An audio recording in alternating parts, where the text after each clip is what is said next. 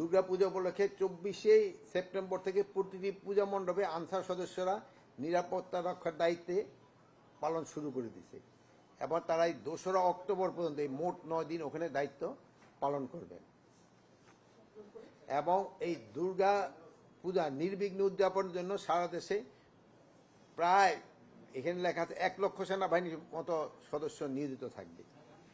সীমান্ত সেনা এবং সদস্য মানে সশস্ত্র বাহিনীর সদস্য নিয়োগ থাকবে। সীমান্ত এলাকায় সারা দেশে প্রায় 2857টি পূজা মণ্ডপে আইন শৃঙ্খলা পরিস্থিতি নিয়ন্ত্রণে প্রায় 24টি বেস ক্যাম্প স্থাপন করা হয়েছে এবং সারা দেশে পূজা মণ্ডপের সার্বিক নিরাপত্তা নিশ্চিতে কাজ করছে বিজিবির 430টি প্লাটুন। প্রতিটি পূজা মণ্ডপে কমিটির 7 জন সদস্য পালাক্রমে 24 ঘন্টা তারা দায়িত্ব পালন করবে। প্রতিটি পূজা মণ্ডপের কার্যক্রম মনিটরের জন্য স্বেচ্ছাসেবীদের একটি এনটিএমসির অ্যাপের সঙ্গে যুক্ত করার ব্যবস্থা করা হয়েছে। দুর্গাপূজা উপলক্ষে মহিলা শিশু মন্ত্রণালয় থেকে অনেক স্বেচ্ছাসেবী নিয়োগ করা হয়েছে। পূজা মণ্ডপের নিরাপত্তা বিধানে স্থানীয় গণ্যমান্য এবং ছাত্র জনতাকে অন্তর্ভুক্ত মনিটরিং কমিটি গঠন করা হয়েছে। প্রতিটা জেলায় জেলায় এটা কমিটি আছে। পুলিশ এবং অন্যান্য আইন শৃঙ্খলা বাহিনীর সদস্যরা গতবারের ন্যায় দায়িত্ব পালন করে যাচ্ছে এবং নিয়মিত টহল পরিচালনা করে। তাদের সংখ্যা প্রায় 70,000-এর মতো।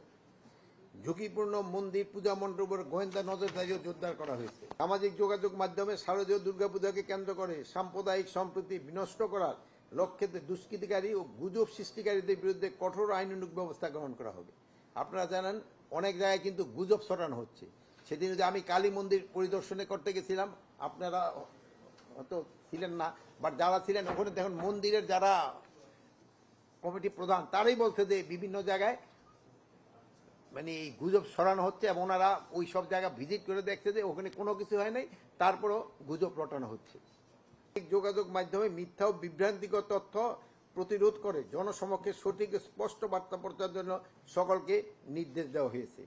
আর আপনাদের ক্ষেত্রে হলো আমাদের একটা অনুরোধ, যেই ঘটনাটা ঘটে সঠিক এটা সংবাদটা পরিবেশন করা। এই যেহেতু আপনারা সবসময় সঠিক সংবাদ পরিবেশন করায় কিন্তু মানে দেশবাসীরা উপকৃত হচ্ছে। তা না হলে পার্শ্ববর্তী দেশ এবং ফ্যাসিস্টের কিছু দোসর সবসময় একটা মিথ্যা সংবাদ স্পেশালি ইউটিউব ফেসবুক এগুলিতে দিয়ে দেয়। এগুলি আপনারা প্রতিবাদ করবেন এবং প্রকৃত যে তথ্য ওটা আপনারা সবার সামনে উঠে ধরবেন। এখানে কোনো ধরনের ঝুঁকি কাজ করতে না।